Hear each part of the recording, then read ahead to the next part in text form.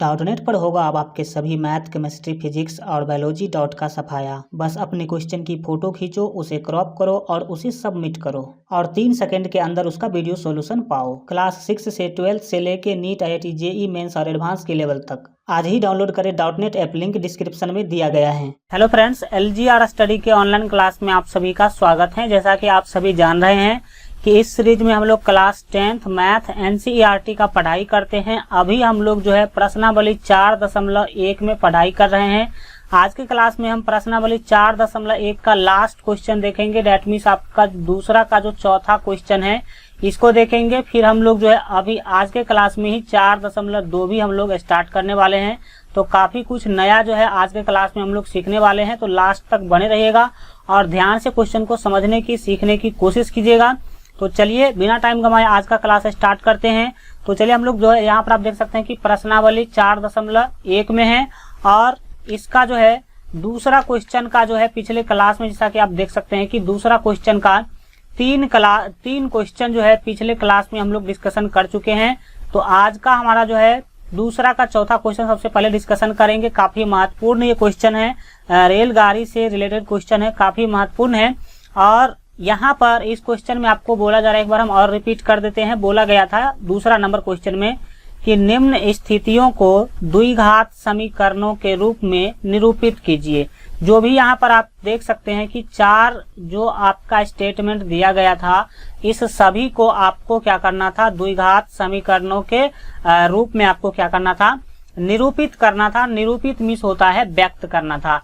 तो यहाँ जो आपका चौथा क्वेश्चन है, पहले आप क्वेश्चन को समझिए, फिर हम इसको सॉल्व करेंगे, व्यक्त करेंगे किसके रूप में, तो जो आपका द्विघात समीकरण है उसके रूप में व्यक्त करेंगे। क्वेश्चन के द्वारा बोला जा रहा है, जैसा कि आप यहाँ पर क्लियरली देख पा रहे होंगे कि एक रेलगाड़ी 480 किलोमीटर की दूरी समान चाल से तय करती है।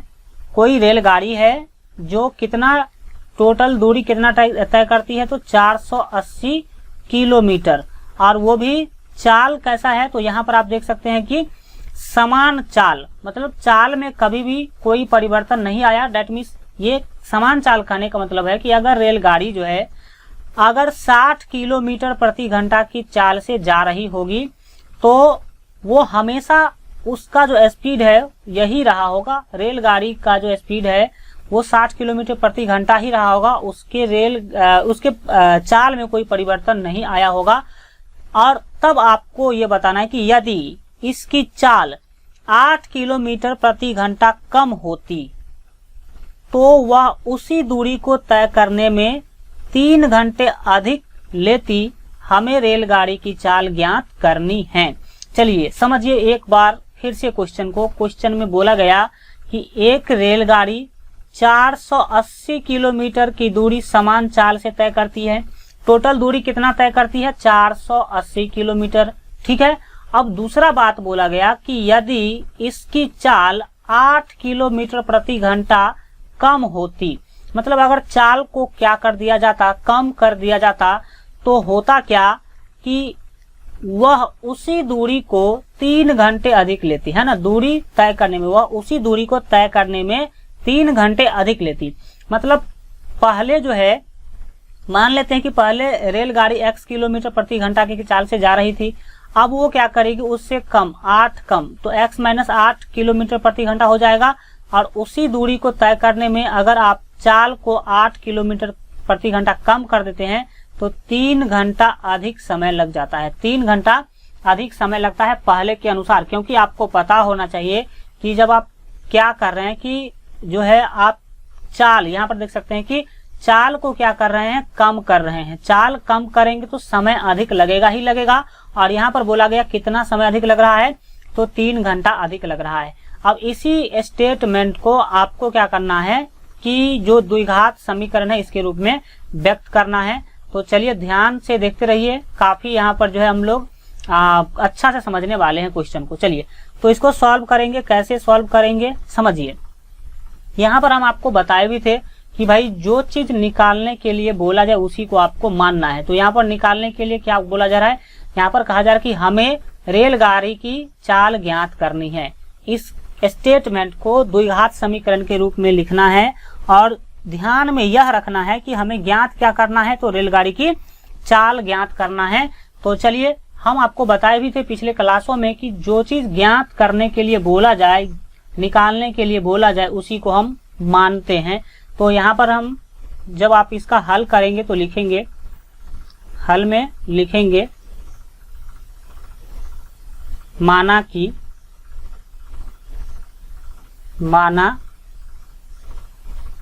कि रेलगाड़ी की चाल बराबर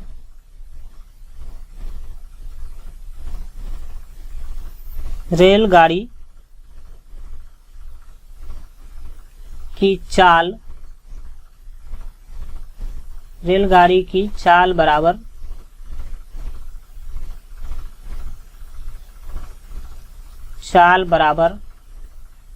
x किलोमीटर प्रति घंटा। हमने मान लिया कि रेलगाड़ी का चाल क्या है, x किलोमीटर प्रति घंटा है। इसका मतलब है कि 1 घंटा में वो x किलोमीटर जाएगी।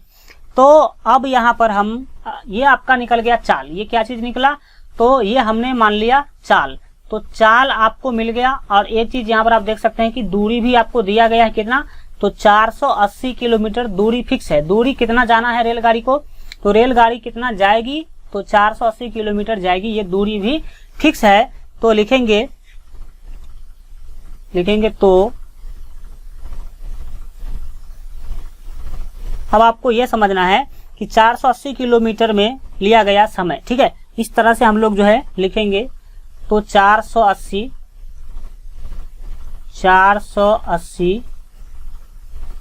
किलोमीटर तय करने में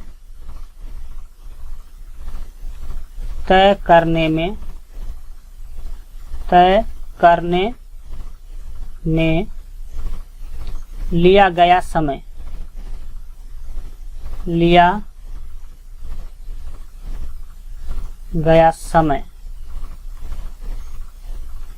समय बराबर।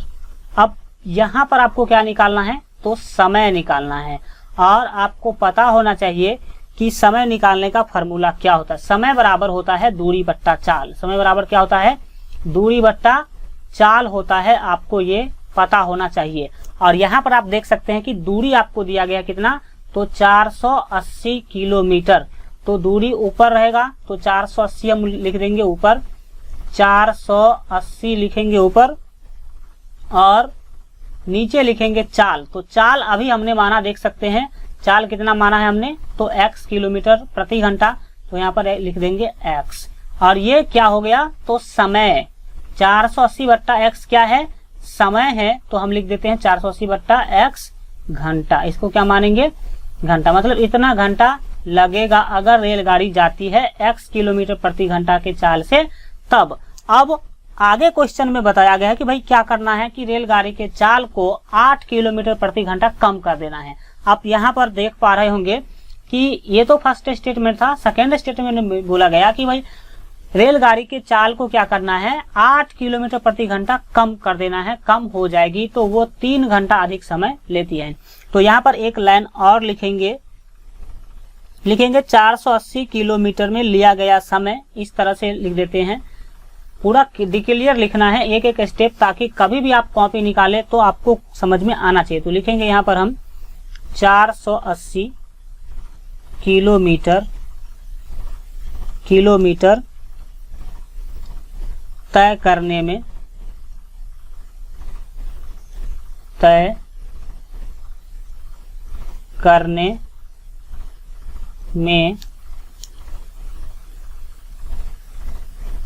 लिया गया समय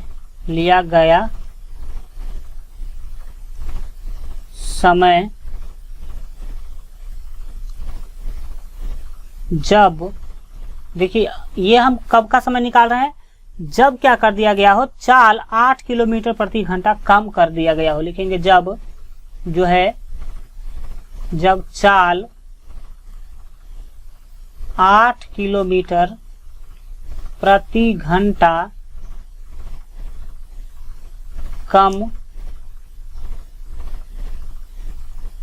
कर दिया जाए, कम कर दिया ऐसे लिख दिए कम कर दिया गया हो, कम कर दिया गया हो, कम कर दिया गया हो।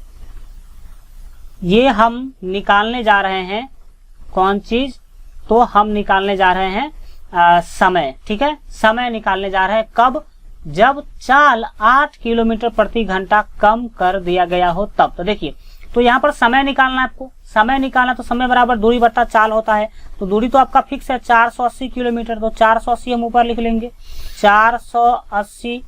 और यहाँ पर बात आएगा चाल का, तो पहले चाल कितना है, तो पहले चाल था x। अब आप उसमें से क्या करेंगे, 8 किलोमीटर क्या करेंगे, कम करेंगे। तो कम करने के लिए पूरे चाल में से आपको 8 क्या करना होगा, घटाना होगा। कम करने के लिए जितना कम करना हो कभी भी, तो आप उतना क्या करते हैं, घटाते हैं। ये हो गया घंटा, ये लिखेंगे इतना घंटा।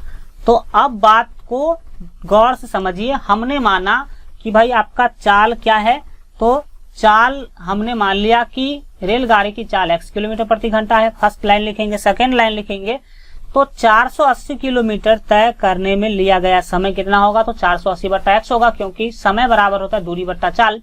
तो दूरी कुल है आपका 480, तो 480 यहाँ पर लिखेंगे, और फिर x जो हमने अभी चाल माना है तो वो होगा।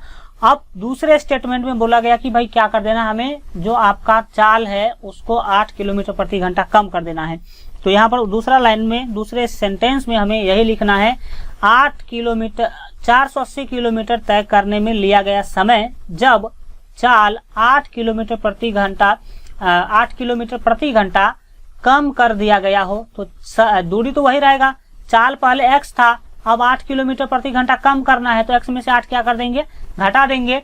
तो ये दो लाइन समझने के बाद अब लिखेंगे प्रश्न से। यहाँ पर क्या लिखेंगे, प्रश्न से। ठीक है, तो हम हल्का चेंज ही कर देते हैं, यहाँ पर लिखेंगे प्रश्न से। ठीक है, प्रश्न से। प्रश्न से कहने का मतलब है कि अब प्रश्न में क्या बोला गया है उसके अनुसार काम करेंगे।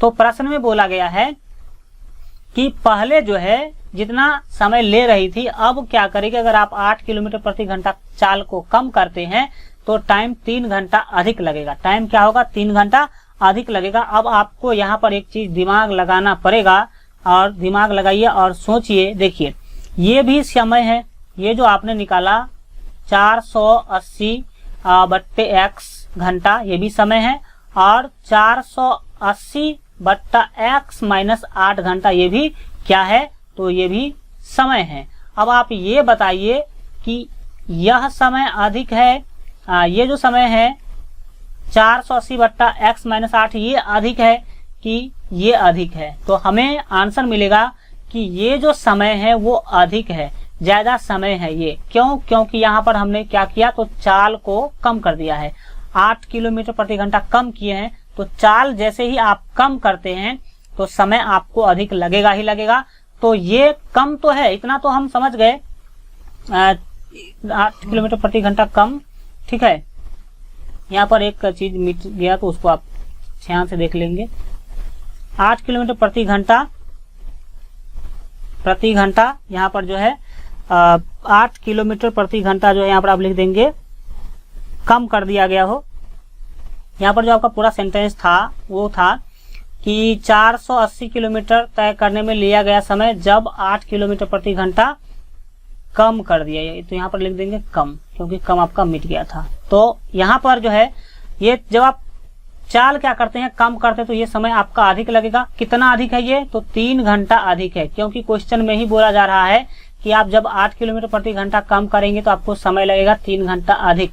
तो यहाँ पर हमें ये पता चलता है कि ये जो समय है वो 3 घंटा अधिक है और ये 3 घंटा कम है। इसका मतलब है कि प्रश्न से हम यह बता सकते हैं, यह कह सकते हैं कि इस समय में से अगर इसको हम घटाएंगे, ये जो समय है इसको घटाएंगे तो हमें मिलेगा 3। इसका मतलब है 400, प्रश्न से लिखेंगे 480 बट्टे x माइनस 8, और इसमें से घटाना है हमें किसको, तो इसमें से घटाना है जो आपका ये टाइम है 480 बट्टे x, 480 बट्टे x, तो घटाएंगे तो हमें मिलेगा 3। कितना मिलेगा, 3 मिलेगा। ये 3 क्यों मिलेगा, क्योंकि क्वेश्चन में बोला जा रहा है कि ये जो समय है न्यू वाला वो 3 घंटा अधिक होगा, क्योंकि हमने वहां पर चाल को क्या किया है, कम कर दिया है। अब आपका क्वेश्चन बन गया। अब आप इसको खुद भी सॉल्व कर सकते हैं। तो चलिए हम आपको सॉल्व करके ही दिखा देते हैं। अब इसे आप सिंपली घटा लेना है आपको, और घटाने के बाद आप जब सॉल्व करेंगे तो आपका द्विघात समीकरण बनके तैयार हो जाएगा। तो चलिए हम कर ही देते हैं आपका ये भी काम जो है। चलिए यहाँ पर अब आपको क्या करना है, तो जो नीचे में दोनों का एलसीएम लेना है। तो एलसीएम लेते समय आपको पता होना चाहिए कि जब x - 8 है और एक x है, तो यहाँ पे एलसीएम लेना संभव नहीं आ रहा है, तो हम दोनों को क्या कर देंगे, गुना कर देंगे। जिस स्थिति में आपको एलसीएम 9 आ रहा हो, तो उस स्थिति में आप क्या कर देते हैं, गुना कर देते हैं। आप सभी को पता है कि बट्टा का घटाव करना है, तो नीचे वाले का एलसीएम लिया जाता है। तो नीचे वाले का एलसीएम लेने में अगर आपको कोई भी प्रॉब्लम आ रहा हो, तो डायरेक्ट आप दोनों को गुना कर देंगे, और फिर आप x - 8 से इसको भाग करेंगे तो 1 होगा। यहाँ पर बच जाएगा x, आपका सॉरी x बचेगा, क्योंकि जब आप x - 8 से भाग करते तो ये कट जाएगा और ये बचेगा x। तो x से अब आप गुना करेंगे किसको, तो 480 को, और 480 को जब आप x से गुना करेंगे तो क्या हो जाएगा, 480x होगा। कितना होगा, 480x, और माइनस है तो यहाँ पर आप माइनस ले लेंगे।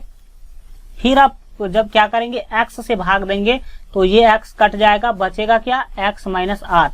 तो हम x - 8 को 480 से क्या करेंगे, गुना करेंगे। तो आप इस तरह से भी लिख सकते हैं, 480 और गुने x - 8, क्या लिखेंगे, x - 8 आप लिख सकते हैं, और बराबर में जो भी है आप उसको बराबर में लिख देंगे। तो बराबर में है क्या, तो बराबर में है 3, तो उसको हम लिख देते 3/1। अब क्या होगा, तो यहाँ आप ध्यान से समझेंगे। अब आप क्या कर लीजिए, ऊपर में आपको क्या है, ऊपर में जो भी है आप उसको देख सकते हैं, ये है 480x। तो हम यहाँ पर लिख देंगे 480x, और ये देखिए माइनस है, -480 को जब आप x से गुना करेंगे तो ये होगा -480x, और फिर क्या होगा, तो यहाँ पर आप समझने की कोशिश करेंगे।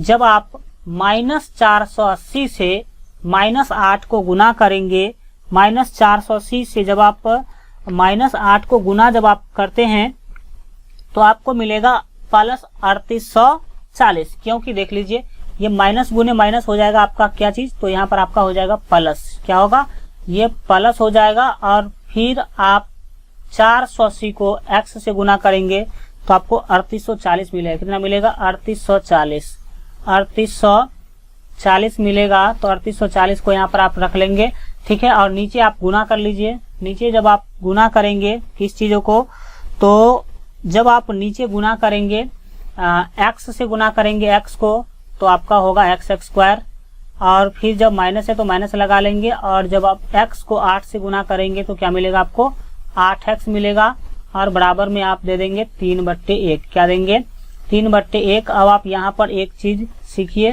समझने की कोशिश कीजिए कि जो यहाँ पर आपका है +480x और -480x, ये होगा, दोनों से क्या होगा, कैंसिल हो जाएगा। ये +480x -480x से क्या होगा, आपका कैंसिल होगा। कैंसिल होने के बाद आप क्या करेंगे, तो आपको जो ऊपर बचा उसको आप सॉल्व करेंगे। चलिए, तो यहाँ पर आपको करना क्या है, समझिए। ऊपर में आपको क्या बचा, 3840 बचा, तो यहाँ पर आप लिखेंगे 3840, और बट्टे में आपको क्या लिखना है, तो बट्टे में आपको लिखना है x² -8x, -8x लिख लेना है, और बराबर में आपको बच रहा है 3/1, तो 3/1 कर देंगे। अब आप समझिए, बस लास्ट स्टेप है, इसके बाद आपका क्वेश्चन हो जाएगा सॉल्व और आपका आंसर आ जाएगा। देखिए आप क्या करेंगे, एक बात सीख लीजिए कि बट्टा के दाहिने और बाएं कटता है, ऊपर से ऊपर कटेगा और नीचे से क्या होगा, नीचे आप काट सकते हैं, भाग दे सकते हैं। तो यहाँ पर आपको समझना है कि आप इस 3 से क्या कर सकते हैं, भाग दे सकते हैं, जो आपका 3840 है उसमें, ठीक है। तो 3 से आप जब 3840 को भाग करेंगे तो आपको पता होना चाहिए कि 1280 मिलेगा। आपको कितना मिलेगा, 1280। तो यहाँ पर आप अभी लिख दीजिए काल्पनिक रूप से 1280, और फिर आप गुना कर लीजिए। क्या कीजिए, तो गुना कीजिए कोना कोनी जब आप गुना करेंगे, देखिए एक्स स्क्वायर माइनस 8x को यहाँ कुछ नहीं बचा तो एक बचा, एक से गुना कीजिएगा तो आपको मिलेगा एक्स स्क्वायर माइनस 8x, और फिर आपका 1280 जो है उसको 1 से गुना कीजिएगा तो बराबर के दाहिने साइड आप लिखेंगे 1280, और फिर आप अगले स्टेप में एक स्टेप और काम कर लीजिए तो आपका क्वेश्चन पूरा क्या होगा, सॉल्व हो जाएगा। देखिए जो बाएं में पहले से है एक्स स्क्वायर माइनस 8x और बराबर के दाहिने साइड है प्लस 1280, तो बाएं आएगा तो माइनस 1280 हो जाएगा, और फिर आप बराबर में लिख दीजिए 0, और यह एक कंप्लीट द्विघात समीकरण है और आपका आंसर भी है, क्योंकि आपको केवल जो है द्विघात समीकरण के रूप में व्यक्त करना था। तो ये क्वेश्चन आप इस तरह से क्या करेंगे, बनाएंगे, समझेंगे। इसका स्क्रीनशॉट आप लेना चाहते हैं तो ले लीजिए, काफी यहाँ जो है आपका ये महत्वपूर्ण है, तो आप लोग जो है स्क्रीनशॉट ले लीजिए। ये क्वेश्चन नंबर कौन सा है, तो आपको बता दें कि ये दूसरा का चौथा क्वेश्चन है, दूसरा का चौथा क्वेश्चन है। स्क्रीनशॉट आप लोग लेना चाहते हैं तो ले लीजिए, ठीक है। हम हल्का और ऊपर बढ़ा देते, पहले इतना का ले लीजिए। चलिए आप नीचे कर देते हैं, नीचे वाला का भी आप ले सकते हैं। चलिए इसका स्क्रीनशॉट ले लीजिए। हम बढ़ते हैं आगे, जो आपका 4.2 है, काफी महत्वपूर्ण, वहां पर हम लोग सीखने वाले हैं। चलिए आगे आपका जो है 4.2 अभी जो है एक नया चीज यहाँ पर हम लोग क्या करेंगे, पढ़ेंगे। जो लोग अभी तक वीडियो को लाइक नहीं किए जरूर लाइक कर दीजिए। और LGR स्टडी का मोबाइल ऐप अगर आप लोग मैट्रिक बोर्ड एग्जाम के बेहतर तैयारी के लिए डाउनलोड नहीं किए हैं अभी तक जो लोग, तो इस वीडियो के डिस्क्रिप्शन में लिंक है, वहां से जाकर के मोबाइल ऐप जरूर डाउनलोड कर लीजिएगा। 2 मोबाइल ऐप है, दोनों पर आपको डिफरेंट टाइप के मटेरियल्स मिलेंगे आपके एग्जाम के तैयारी के लिए, तो जाकर के दोनों डाउनलोड कर लीजिए और आज से पढ़ाई स्टार्ट कीजिए। काफी यहाँ पर जो है आपको काफी सारा सुविधा जो है मिल जाएगा मोबाइल ऐप पर। हम देखते हैं जो आपका प्रश्नावली 4.2 है उसको देखते हैं। काफी यहाँ पर जो है अच्छा क्वेश्चन यहाँ पर है। 4.2 का जो फर्स्ट क्वेश्चन है, बोला जा रहा है कि द्विखंड है ना, गुणनखंड विधि से, किस विधि से, गुणनखंड विधि से निम्न द्विघात समीकरणों के मूल ज्ञात कीजिए। तो पिछले क्लासों में जो आप चौथा चैप्टर जब स्टार्ट किए थे तो सारा कंसेप्ट हम आपको बताए थे, और उसमें ये भी बताए थे कि जो भी द्विघात समीकरण है उसका हम गुणनखंड विधि से कैसे जो है मूल ज्ञात करते हैं, ये सारा स्टेप बाय स्टेप प्रोसेस बताए थे। तो जो लोग पढ़े हैं अच्छी बात है, जो लोग नहीं पढ़े हैं जाकर के आप जो है पीछे जो 3 चैप्टर आपका पढ़ाई हो चुका है उसका सभी वीडियो जरूर देख लीजिए एक बार। सारा क्वेश्चन वहां पर मेरे द्वारा सॉल्व किया गया है, तो नहीं देखे तो देख लीजिए। और यहाँ पर भी हम आपको पूरा डिटेल बताने की कोशिश करते हैं। तो जो आपका पहला का जो आपका सबसे फर्स्ट क्वेश्चन है उसको सबसे पहले हम लोग क्या करेंगे, सॉल्व करेंगे, हल करेंगे, ठीक है। तो इसमें सबसे पहले आपको ये समझ लेना चाहिए कि आपको क्या करना है, गुणनखंड विधि से द्विघात समीकरणों के मूल ज्ञात करना है। क्या ज्ञात करना है, मूल ज्ञात करना है। इस तरह से क्वेश्चन को तोड़ के समझिए, तब आपको समझने के में ज्यादा ही क्या होगा, फायदा होगा। तो यहाँ पर आप देख सकते हैं कि कितना द्विघात समीकरण दिया गया है, 5 द्विघात समीकरण दिया गया है, और इस पांचों को आपको जो है गुणनखंड विधि से ही मूल ज्ञात करना है। तो सबसे पहला आप क्या करेंगे कि जो क्वेश्चन होगा सेम टू सेम पहले आप लिखेंगे, ठीक है। तो क्वेश्चन क्या है, आपका क्वेश्चन है एक्स स्क्वायर माइनस 3x और माइनस 10 बराबर 0। तो यहाँ पर हम लिख लेंगे एक्स स्क्वायर माइनस 3x और माइनस 10 बराबर क्या है, तो 0 है। अब यहाँ पर हम आपको बताए थे कि एक्स स्क्वायर के साथ स्क्वायर वाला का जो ये गुणांक होता है उसको कहते हैं ए। तो यहाँ पर एक्स स्क्वायर के साथ गुणा के रूप में कुछ भी नहीं, तो याद रखिएगा 1 होता है। तो यहाँ ए का वैल्यू 1 हो गया, बी का वैल्यू -3 है और सी का वैल्यू -10 है। तो सबसे पहला काम हम आपको बताए थे कि ए को गुना करना है सी से। ए को किससे गुना कर लेना है, सी से गुना करना है। तो आप क्या करेंगे, 1 को सी मतलब 10 से जब आप गुना करेंगे तो क्या होगा, 10 होगा, और 2 से भाग देंगे तो 2 पंचे 10 होगा। और 10 को आप गुणनखंड के अनुसार लिख सकते हैं 2 गुने 10, ठीक है। सॉरी 2 गुने 5 लिखेंगे, क्या लिखेंगे, 2 गुने 5 लिखेंगे। तो 2 पंचे क्या आ रहा है, 10 आ रहा है। तो 2 गुने 5 ऐसा 2 गुणनखंड है जिसको हम घटा करके, यहाँ पर आप देख सकते हैं, घटा करके 3 पुरा सकते हैं। क्योंकि आप जब 5 में से 3 घटाएंगे तो 5 में से 2 घटाएंगे तो आपको कितना मिलेगा? 3 मिलेगा। तो यहाँ पर a को c से गुना करने पर हमें मिला 10। ठीक है, अब उस 10 का हम क्या करेंगे, ऐसा 2 गुणनखंड निकालेंगे जिसको घटाकर, अगर c का वैल्यू माइनस में है, इसका मतलब है कि गुणनखंड को घटाने के बाद आपको b पूरना चाहिए। तो घटाव का चिन्ह है c का, तो 5 और 5 में से 2 आप क्या करेंगे, घटाएंगे तो आपको कितना मिल रहा है? 3 मिल रहा है, और ये आपका b है। तो स्टेप क्या है, a को c से गुना करेंगे, उसका 2 ऐसा गुणनखंड निकालेंगे जिसको जोड़ने पर या घटाने पर b पूरना चाहिए। तो b का वैल्यू कितना है यहाँ पर आपका? 3 है। तो घटाने पर कभी कभी और कभी कभी जोड़ने पर। तो कब घटाने पर? अगर c का वैल्यू माइनस में होगा तो गुणनखंड को, ये जो आपका गुणनखंड है 5 - 2 समझ लीजिए, 5 - 2 कर रहे हैं आप, तो आपको मिल रहा है 3, और ये 3 यही है, ये जो आपका b का वैल्यू है यही 3 है। तो अगर c का वैल्यू अगर होगा माइनस में होगा तो हमें गुणनखंड को घटा करके b पुराना है, और अगर c का वैल्यू प्लस में होगा तो गुणनखंड को जोड़ करके b पुराना है। तो यहाँ पर हमें घटा करके पुराना है, क्योंकि देख सकते हैं कि जो c का वैल्यू है वो माइनस में है। तो अब आपको क्या करना है, इसके अनुसार आपको 2 गुणनखंड मिला, एक मिला 2 और एक मिला 5।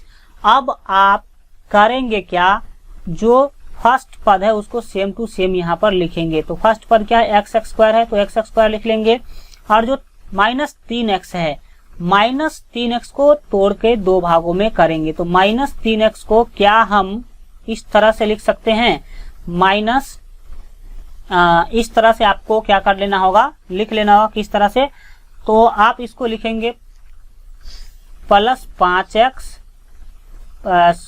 प्लस क्या, हाँ +2x लिखिए, ठीक रहेगा, +2x और -5x। क्या यहाँ पर आप 3x को, -3x को इस तरह से लिख सकते हैं? तो आंसर आएगा हाँ, लिख सकते हैं। क्यों? क्योंकि देखिए ये -5x है और ये +2x है, -5 और +2 फिर से क्या बन जाएगा, -3x बन जाएगा, क्योंकि -5 कर्ज है, 2 दे रहे हैं, तो फिर 3 कर्ज बच जाएगा। इसका मतलब ये हुआ कि -3x को हम +2x और -5x लिख सकते हैं, और ये हमारे गुणनखंड के अनुसार सही भी है, क्योंकि देख लीजिए 2x आ रहा है यहाँ पर, और ये 5 है तो 5x आ रहा है। चलिए, इसका मतलब आप डायरेक्ट ये समझिए कि जो आपका -3x है, -3x जो है उसको आप लिखेंगे +2x और -5x, मतलब जो बीच का पद है उसको हमने 2 भागों में तोड़ा, और फिर जो c पद है -10 उसको सेम टू सेम लिखना है। -10 को हमेशा आपको सेम टू सेम लिख लेना है, बराबर में 0 है तो 0। अब आप अगला स्टेप करेंगे, जोड़ा लगा लेंगे। तो जोड़ा में आप देख सकते हैं कि जो देखिए बीच वाले पद को तोड़ने का एक ही मकसद होता है कि भाई हमें क्या हो, जोड़ा मिले। तो जोड़ा यहाँ पर आपको मिल गया। अब आप x² और +2x में आपको क्या कॉमन दिख रहा है, तो हमें लगा कि x² और +2x में x कॉमन है। क्या कॉमन है? x कॉमन है। तो आप क्या करेंगे, तो x कॉमन ले लेंगे, किस में, तो x² और +2x में। तो जब आप x² +2x में कॉमन लेते हैं तो होगा क्या, देखिए कॉमन लेने का मतलब है जब आप x कॉमन लिए हैं तो x से आप दोनों में भाग देंगे। x² में जब आप भाग देंगे तो x बच जाएगा, फिर बीच में प्लस है तो प्लस ले लीजिए, और जब आप 2x में x से भाग देंगे तो आपको बचेगा 2। ठीक है, क्योंकि x से x कट जाएगा तो आपको x +2 अंदर में बच गया। आप देख लीजिए अब इसमें क्या कॉमन है, -5x और -10x में क्या कॉमन है ये आप बताइए। तो आपको पता चला कि x यहाँ तो है लेकिन यहाँ नहीं है, इसका मतलब x कॉमन नहीं होगा, और माइनस दोनों जगहों पे है, देख सकते हैं। तो याद रखिएगा जो चीज दोनों जगहों पे दिखाई दे वो कॉमन आता है। तो माइनस दोनों जगहों पे है तो हम क्या कर लेंगे, माइनस कॉमन ले लेंगे। पहला तो माइनस आपका आ गया, दूसरा देखिए 5 से ये भी कट जाएगा और 5 से ये भी कट जाएगा, तो हम 5 कॉमन ले लेते हैं और इस तरह से आपका सही आंसर भी मिलेगा। अब आप -5 कॉमन लिए हैं इस दोनों पद में, इसका मतलब ये हुआ कि आप -5 से इस दोनों पद में क्या करेंगे, भाग देंगे। तो भाग जब आप देते हैं तो देखिए माइनस से माइनस कटेगा और 5 से 5 कट जाएगा, तो क्या बचेगा आपको, x बचेगा। तो यहाँ पर आप सिंपली x लिखेंगे। फिर आप अगले स्टेप में -10 को भाग करेंगे -5 से। तो माइनस से जब माइनस को आप भाग करेंगे तो ये हो जाएगा प्लस, क्या होगा, प्लस होगा। और फिर 5 से जब आप 10 को भाग करते हैं तो 5 दूना होता है 10 और बराबर में आप लिख देंगे 0। यहाँ तक आने के बाद एक चीज आप चेक करेंगे कि दोनों कोष्ठ आपका बराबर है कि नहीं। तो यहाँ पर देख रहे हैं आप कि x+2 यहाँ भी है और x+2 यहाँ भी है। इसका मतलब आपका सवाल अभी तक सही है, आपका क्वेश्चन अभी तक क्या है, सही है। अब आगे आपको कुछ भी नहीं करना है, सिंपली अब आप देख सकते हैं जो दो कोष्ठ है उसमें से कोई एक ले लीजिए। तो हम यहाँ पर ले लेते हैं x+2, क्या लेते हैं, x+2 एक कोष्ठ लेंगे। और फिर बाहर में जो है ये x और ये -5 उसको भी एक कोष्ठ में बंद करेंगे, x -5 और यहाँ पर था बराबर 0, याद रखिएगा, ठीक है। तो अब आप क्या देखें कि x-2 है, ये x+2 है, क्योंकि आप कोष्ठ में देख सकते हैं कि x+2 और x+2 है। तो उसमें से कोई एक लेंगे और जो बाहर में होगा उसको एक कोष्ठ में बंद करके लेंगे और बराबर में क्या होगा आपका 0 होगा। फिर आप यहाँ आ जाएंगे, ठीक है, या फिर हम हल्का नीचे आ जाते हैं। चलिए, तो इस तरह देखिए अब आपको करना क्या है, दोनों कोष्ठ को बारी बारी से 0 के बराबर करना है। तो लिखेंगे अब, यहाँ पर लिखेंगे अब आपको एक बार x+2 को 0 के बराबर करना है और फिर x-5 को क्या करना है, 0 के बराबर करना है। तो क्या हो जाएगा, यहाँ पर आप देख सकते हैं कि x बाएं रहेगा और जब +2 को दाहिने ले जाएंगे तो -2 होगा। और इस तरफ x बराबर क्या होगा, तो इस तरफ भी x का वही सिस्टम होगा। -5 को जब आप दाहिने ले जाएंगे तो +5 होगा। और इस तरह से आपको x का 2 वैल्यू मिला। कौन कौन वैल्यू मिला आप यहाँ पर क्लियरली देख पा रहे होंगे। इस तरह से लिखेंगे, इसीलिए x बराबर आपको फर्स्ट जो वैल्यू मिला वो मिला -2 और सेकेंड मिला आपका +5। ये आपका फाइनल क्या हो जाएगा, आंसर हो जाएगा। यही आपका मूल है। इसी को अल्फा बोलेंगे और इसी को बीटा बोलते हैं। तो अल्फा बीटा नहीं भी लिखेंगे तो कोई दिक्कत आपका नहीं है, ये आपका कुछ। चलिए, तो यहाँ तक आपने समझा कि x बराबर एक तो आपका -2 मिला और एक 5 मिला। और या इस तरह से हम ये देख पा रहे हैं यहाँ पर कि यहाँ जो है x का वैल्यू अलग अलग आ रहा है, एक -2 है और दूसरा 5 है। कभी कभी क्या होगा कि दोनों एक जैसा आएगा और कभी कभी तो आएगा ही नहीं। तो ये क्यों अलग अलग आ रहा है, पिछले क्लास में चर्चा भी किए थे और आगे भी हम चर्चा करेंगे। कब एक जैसा आएगा वो भी हम अगले क्लास में क्या करेंगे, चर्चा करेंगे। तो इस तरह से आप क्या करेंगे, इस टाइप के क्वेश्चन को सॉल्व करेंगे। आज के लिए इतना ही रखते हैं। देखिए, इसका स्क्रीनशॉट ले लीजिए आप लोग और एक काम कीजिएगा आप लोग इसको सीखने के बाद कि देखिए यहाँ पर आपका दूसरा में क्वेश्चन है टोटल 5। तो एक क्वेश्चन जब हमने बता दिया आपको तो सभी क्वेश्चन को आप इसी के आधार पर बनाएंगे। और इस सभी क्वेश्चन को आप कोशिश कीजिएगा कि आज ही आप क्या कर लेना, तो घर पे बैठ के बना लेना। अगर बन जाए तो अच्छी बात, नहीं तो अगले क्लास में तो हम आपको पूरा बताएंगे ही बताएंगे। तो इसका स्क्रीनशॉट जो लोग नहीं लिए हैं तो वो लोग ले लीजिए, हम यहाँ पर कर देते हैं। इसका स्क्रीनशॉट ले लीजिए। इस टाइप से ही आपको अगले क्वेश्चन को भी बनाना है। मिलते हैं अगले क्लास में। और अगर अभी तक आप लोग जो है इस वीडियो को लाइक नहीं किए तो लाइक कर दीजिए। जो लोग अभी तक जो है मैट्रिक बोर्ड एग्जाम के बेहतर तैयारी के लिए LGR स्टडी के मोबाइल ऐप को डाउनलोड नहीं किए हैं तो जरूर से जरूर डाउनलोड कर लीजिएगा। इस वीडियो के डिस्क्रिप्शन में लिंक है। अधिक से अधिक वीडियो को शेयर कीजिए। चैनल को सब्सक्राइब नहीं किए हैं तो अगर वीडियो के नीचे लाल रंग का सब्सक्राइब का बटन दिख रहा है तो उसको दबा करके चैनल को सब्सक्राइब कर लीजिए। बेल आइकन प्रेस करके ऑल पर सेलेक्ट कर लीजिएगा। मिलते हैं अगले क्लास में, तब तक अपना ख्याल रखिए और LGR स्टडी देखते रहिए।